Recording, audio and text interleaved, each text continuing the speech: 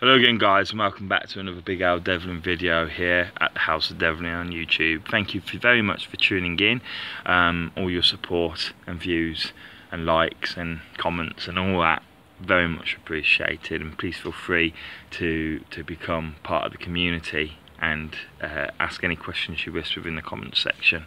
Right, so this video is actually a video that I'm doing on request actually. Believe it or not, yes, people like myself will do request videos. It's a request from a friend who I haven't met for many years, since school. But we, connected online, and he said, listen, I've got an interest in paganism, and it sounds really interesting. And he asked me a very specific, but oh my God, quite a complicated question in many respects, and that is,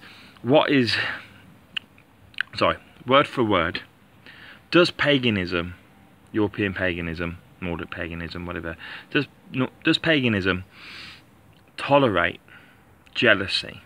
Now, obviously, I have no idea the motives behind the question and what's going in the guy on in the guy's life, or whether it's just simply just a question for literally the sake of questioning.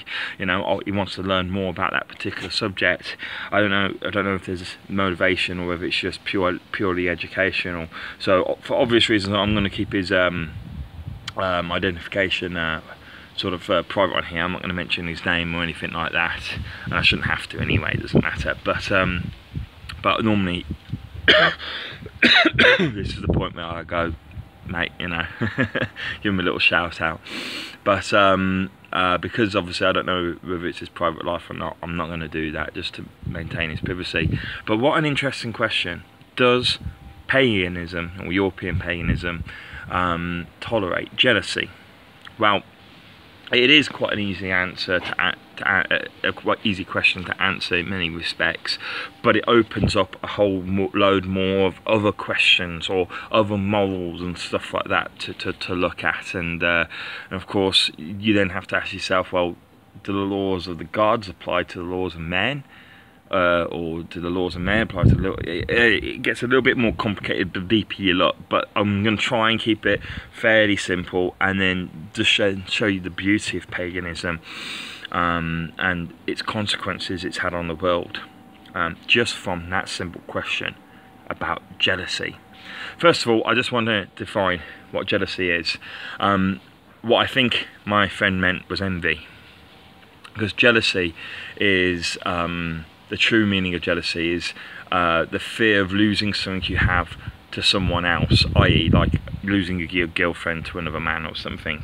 Whereas envy is where you feel envious over the possessions of someone else, or what someone else has, such as a woman could be envious over another woman's beauty because she thinks she's more beautiful. Okay, a man could be envious over another man because he's got a nicer car than him, things like this. So most of the time when people say jealousy, they actually do mean envy, but I don't know, as I say, I don't know the background to why he asked me such questions. So but we'll call it envy just to be exactly sort of correct on the terminology. So is envy tolerated in paganism? Well, the best way to answer such a question is to go back to one of the earliest stories in the Viking sagas and the Viking Eddas that tells the story of it's part of the cosmological aspect of the creation side of the belief, and it goes to the story of Amir. Now, Amir was probably the most powerful god to have ever lived in many respects. He was certainly the largest, and he was actually the first god to be born from the life-giving essence of Ord Humbler. Ord Humbler was the one who first woke him, and he was the first god to awake, and he was so powerful, he had such creative potential that he could literally just spontaneously create members of his own kind. He was known as a giant. That was his race of god. He was a god, so when we call him a giant, that doesn't mean he's not a god. He's a god, and he's a god of the form called the Giants. Okay, the Giants were a tribe of gods, and he could literally create giants from just simply perspiring, from sweating. He was that powerful a god. His creative abilities were so unimaginably strong that he was capable of giving life without even trying. And this is really the tragic story of Ymir, because Ymir was like a mountain. He was made of like rock, of natural substance, and he was, you could say, ugly. Okay, and he noticed the creatures, and he was created from both the ice of Niflheim, but also from the fires of Muspelheim. When they interacted, they formed him at the border between the realms. Hence why he's so big, and explains why later he came to do what he did. But then he looked across to the realms of Niflheim, and he saw being born another tribe of gods. Orthumbla was going around awakening all these godlike beings that were there to be found, or whatever. And amongst these tribes of gods were, of course, the Aesir tribe, which we know simply now as the Asgardians for most intents and purposes. But the Aesir tribe of gods, Odin, and his father, Bor and Bori, you know, his father and grandfather and stuff, and of course Odin's brother, Vili, Ve. We're talking like the really old members of the Aesir tribe. And he looked upon them, and he grew jealous of their beauty, of their obvious divinity. When you looked upon them, when you looked upon Thor, or especially his father and grandfather, especially, who were were pure Aesir blood, they were magnificent beings. That's all you could simply describe. You were taken in awe by their looks alone, not alone their acts, which were tremendous, and their abilities, and so on and so forth. Now, Ymir forgot, in his envy of them, his own beauty. He was the most potentially the most creative being, other than Orthumbla himself, the most creative being to ever been born. He could create his race of giants by himself. He didn't need a spouse to create life. He could just create it through himself. What a beautiful thing to be able to do, to just spout life without, you know, a secondary counterpart. You know, the Aesir didn't have that ability. The Aesir had to couple. They had to get married and do the dirty, so to speak. You know, but he was a being of pure creation. There's been none like him. The only one like him, as I say, was Orthumbla, and that was more of a force of creation going around, awakening gods that were kind of still there. He wasn't creating life. He was awakening life. That's the way I visualize it. And he was nourishing life, and he was bringing it into awareness. But Ymir had the ability to create life, create brand new life. But what a wonderful gift. But he grew jealous of the Aesir tribe so much that he grew blind to his own gifts, and that's the pure tragedy of this story, because he grew blind of his own gifts, of what he had in life. He desired what they wanted, and so he was envious. He wasn't jealous of you losing what he had. He was envious of what the Aesir had, and so because he was born both of the ice of Niflheim and the fires of Muspelheim, he did have a destructive capability to him also. Most beings of destruction, I mean, just because if you're pure Niflheim, if you're made of pure ice, and you're a god, that does not stop you from doing destructive acts. It just means that you're a lot less likely to do so. You're more pure of nature. But Ymir certainly had it within him to be as destructive as he was creative, and he started acting on his jealousy, and he started making problems for the other gods. He started to destroy the realms or damage the realms. He started to intimidate the other gods, and I think given enough time he would have killed several members of the Aesir tribe. And so before this happened, the Aesir tribe decided to make a preemptive strike upon him, and it brought them tears. It brought them grief, because they loved Ymir.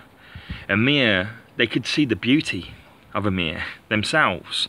They were not blinded by. They looked upon him, and it's not like they felt pity because he was so ugly. They looked at him and saw a being that could create life. They could have been jealous over that. Why can we not create life apart from when we couple with another of our own kind? He can create life, and with no one else's interference or anything along those lines.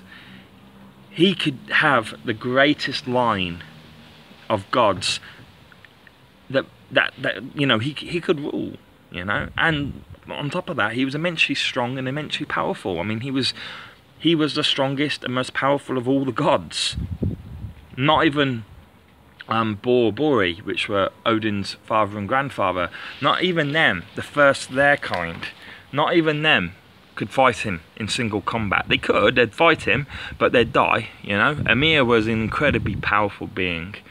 So he had all these gifts and was blinded, as I say, by jealousy.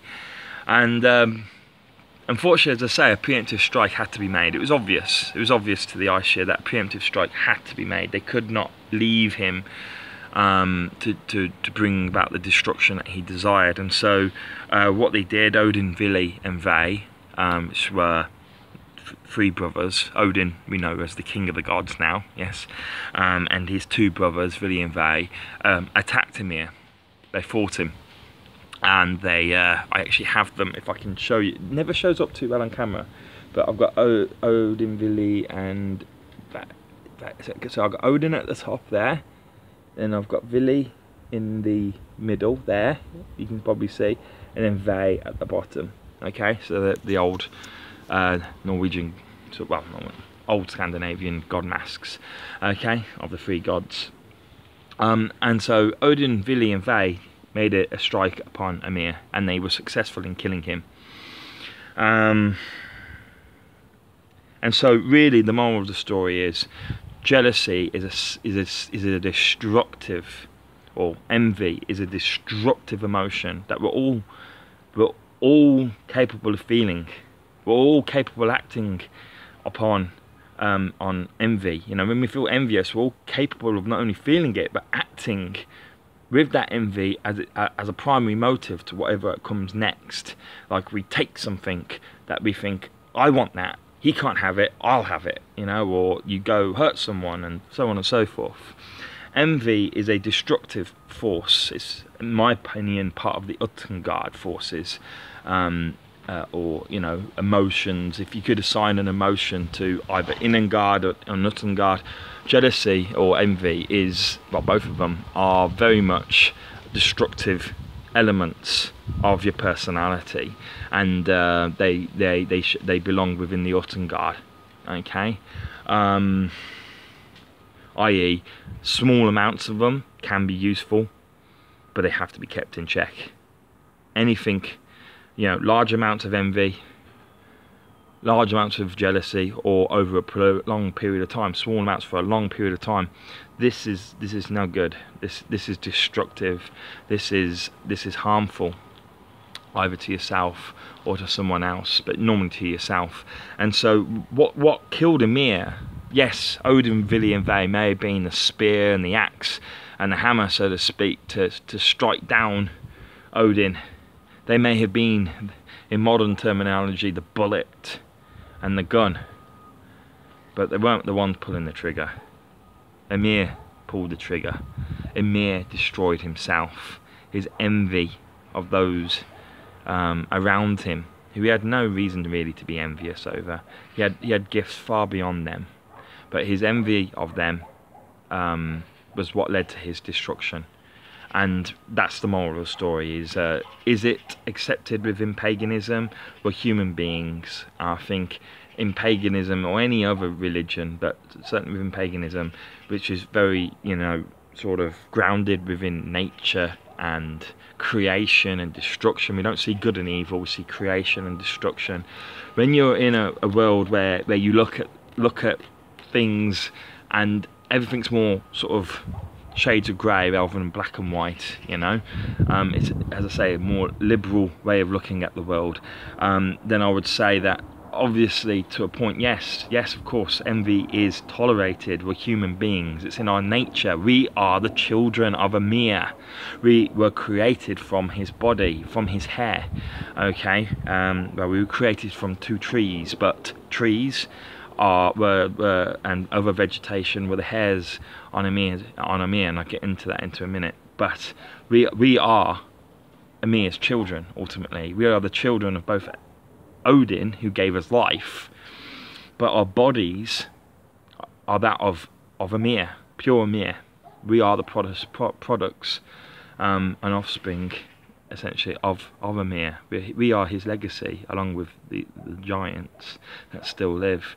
And so, you know, we are, as a result, prone to the jealousy and envy that Amir felt. If he could feel it, of course we can feel it. But imagine that times by how many people there are in the world? 9 million. That's just a small essence of the jealousy and envy. If everyone felt envious of one another, and you got 9 billion, sorry, that's 9 million earlier.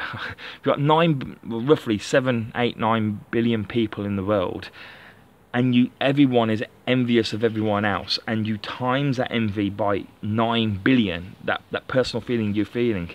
Imagine how intense and strong that feeling is. Well, it's just a mere fraction of what Amir would have felt, being such a strong and powerful and immense being. You know, it must have been overwhelming.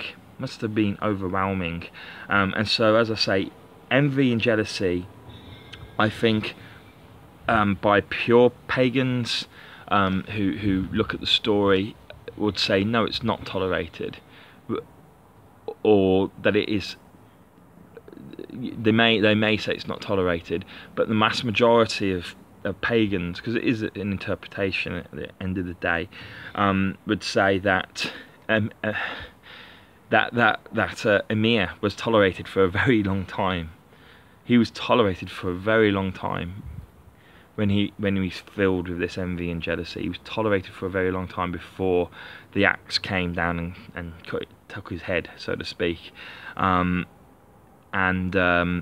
then, as I say, it still brought no joy into the world. So envy is tolerated, but only if it's transient. You need to control it. You know, if you feel envious or someone else is envious of you, they need to learn to control that envy. They need to let go of it, essentially. That in and guard and ut and guard. If you haven't seen the video, watch it and it will explain it. In and guard and ut and guard. Jealousy and envy is very much of the ut and guard. And when under control, when taken under control completely and 100%, well, not 100%, allowed out in little bits, but mostly taken under control, then these things can be sometimes good. They're there for a reason, but they have to be taken under control, because allowed to run free, they're going to do nothing but destruction. And so, to answer your question, is it tolerated? Yes, but if your envy or your jealousy is bringing about the destruction of other pagans, or harming them, or bringing them, well, potential harm in the future, then no, it will not be tolerated within paganism, because well, that's the story I've just told you. You know, it isn't tolerated. It's seen as a negative emotion, as I say, certainly Nordic paganists, they have, as you can see in their gods, a history of acting preemptively against those who feel jealousy or envy.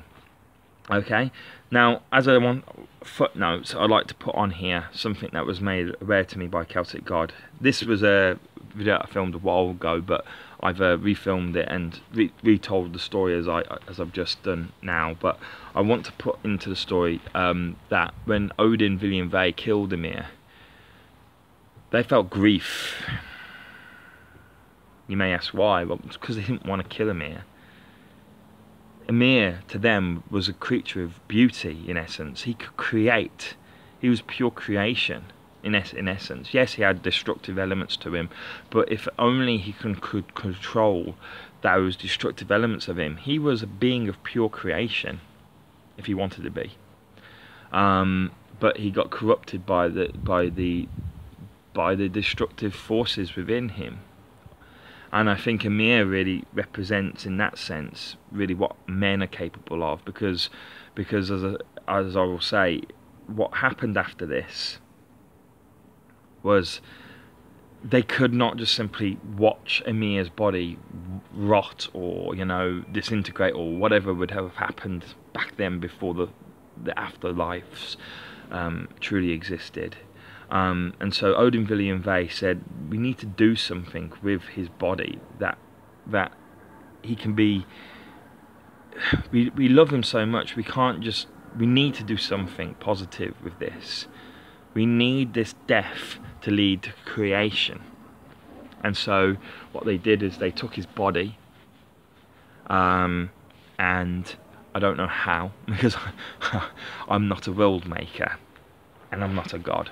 But basically what they did was they took Ymir's body and they used it to fashion Midgard, the world that we live on, Earth, essentially. But I like to see Midgard as not being just Earth, but also the realms around Earth, well, the sort of space around Earth, essentially our galaxy, at the very least, if not our very universe. It's the material realm, ultimately. But at the very least, it is Earth on its smallest scale, and I may do a video. Is Midgard the world, the galaxy, or the universe? I may do a video on that, because of course it's not something necessarily that the pagans would have discussed, because obviously their knowledge of astrology was very good, but astronomy was very good also, but not nowhere near as advanced as ourselves. I mean, we've been out of space, for goddammit, and we've been on the moon. You know, of course, our knowledge of astronomy will be far superior than that of the old ones. But it'd be interesting to see if there's a marry up of what the old believed and what the new shows. As we've seen before, a lot of it marries up, like the Big Bang. Fits the cosmological creation story perfectly. But anyway, I digress. As I say, there's maybe a video in the future in Celtic God. If you think you've got any ideas on that, please send them to me, either via comment or private message. That'd be perfectly fine. I as I say, I have limited internet at the moment, but please contact me with your ideas, because I want you. I see you as my teacher, so I'd like to hear what you think before I will think of it on it myself also, but I want to hear what you think as well, to make sure that I'm going along the right lines. But as I say, because they loved Ymir so much, Odin, Vili and Ve said, well, this death of such a great and supreme, well, not supreme being, but this such a great and creative being in nature, it can't go to waste. And so they took him and they fashioned him, as I say, into Midgard. His blood became the seas, his bones became the land, and the sky was his skull, propped up by 4 dwarfs who were asked to hold the sky up. Now, dwarf does not mean diminutive being in ancient Nord. Okay, dwarf is just a word for another type of god. Okay, the dwarfs were in their own way godlike, or if not gods, godlike beings. Okay, they were not what modern pop culture presents.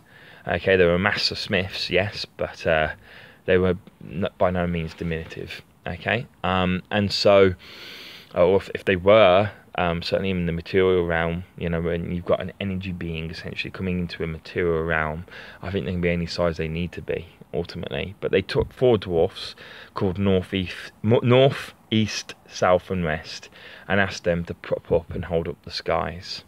And when you look, I've got the sky above me here. I look at it, and that in theory is the skull of Amir. The clouds, I think, is his brains. I mean, it goes into quite descriptive details as to, you know, the creation of Midgard, what body part was used for what. The details, in my opinion, don't matter. But what does matter is that during this creation process, washed up upon the shores of the land, as the bones were pulled up and through and created land, washed 2 tree trunks, an ash tree and an elm tree, and from these trees, and by the way, all vegetation, trees, shrubbery, the food we eat, all vegetation was Ymir's hair. And when Odin saw these 2 tree trunks wash upon on the shores as they were creating Midgard, he took them, carved them into the shape of man and woman, and gave them life. And so that's why I say we are not only the children of Odin. That's why Odin's known as the All-Father, because he gave life to us, the realm that we live in, the material realm, and also, you know, obviously he didn't give life to the gods, but he rules over all the gods and all the realms. And that's why he's known, as I say, as the All-Father. He's certainly the father of everything we know, hear and see, unless, of course, you would come across a god that's not one of his children. Okay? The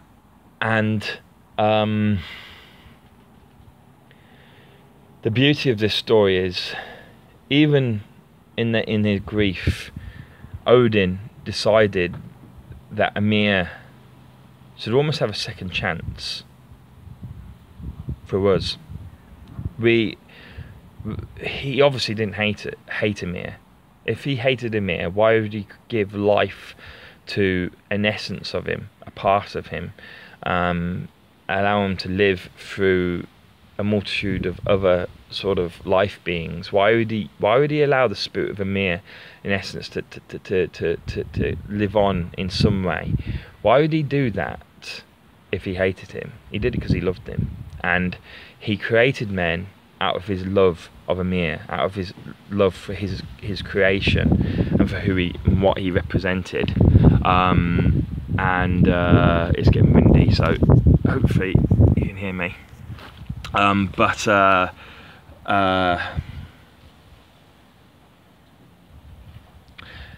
Ultimately, men can be creative and destructive also. We have the ability to create. Okay, yes, we can't create life without another, or without science, but in natural ways we can't create life with another. So we lost that ability that Ymir had, but we do have the ability to create life, and we do have the ability and to be creative forces overall. We can shape the world as we want to shape the world, for good or bad, and that's the whole point. We can be creative or we can be destructive, just like Ymir. And the fact that we are made of the stuff of Ymir explains our potentially destructive capacity also. We do go to war, we do kill one another for no good reason whatsoever. Sometimes maybe there's a good reason to obviously if someone invades your lands and wants to hurt you and your family, you protect them. Okay, that's only natural to want to protect your families, or protect your peoples when your people are being invaded. But destruction for no good reason, invasion, so on and so forth. This is of the Ottingard, and left unchecked is unacceptable. But anyway, I hope that answered your question. I've given you a little bit more detail perhaps than what I've answered your question. That no, it's not tolerated. It's tolerated to a point, but if it becomes destructive, then it's not tolerated. But I also linked it in, as I said, into a couple of stories, just to, why not? Let's expand our minds and expand our knowledge and understanding of this beautiful religion, or faith or belief system, whatever you want to call it, this beautiful belief that we can all choose to become a part of. If you're watching this video and you're interested in becoming a pagan, or you're interested in paganism, just for whatever reasons, please contact me.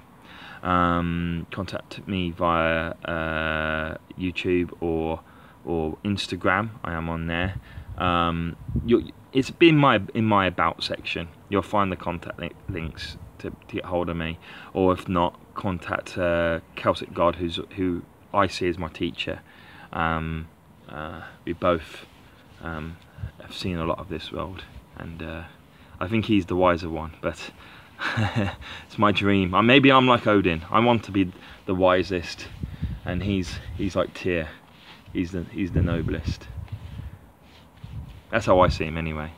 Celtic God is Tyr to me. And I like to think I'm Odin.